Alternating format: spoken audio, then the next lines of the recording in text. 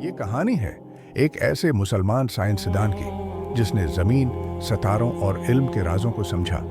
उसका नाम था अबू रेहान मोहम्मद बिन अहमद अल-बीरूनी। अल-बीरूनी 973 ईस्वी में ख्वारिज़्म, आज का उज़्बेकिस्तान में पैदा हुए। बचपन ही से उन्हें इल्म और तहकीक से गहरी मोहब्बत थी। वो दिन रात किताबों में खोए रहते और हर नई चीज़ को समझने की कोशिश करते। इल्म की जस्तजू ने उन्हें रियाजी, फल्कियात, जोग्राफिया और फ़लसफ़ा का माहिर बना दिया। अल-बीरूनी ने ज़मीन का कतर नहायत दरस्तगी से नापा और यह साबित किया कि ज़मीन गोल है। उन्होंने चांद, सूरज और सितारों की हरकत पर हैरत अंगेज़ तहकीक की, जो आज भी साइंस की बुनियाद समझी जाती है।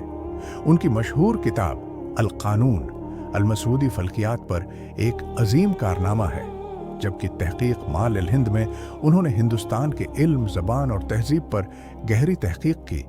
यही वजह है कि उन्हें साइंस का हीरो कहा जाता है। 1048 ईस्वी में अल-बीरूनी उस दुनिया से रुखसत हो गए, लेकिन उनका इल्म, उनकी किताबें और उनकी सोच आज भी जिंदा हैं।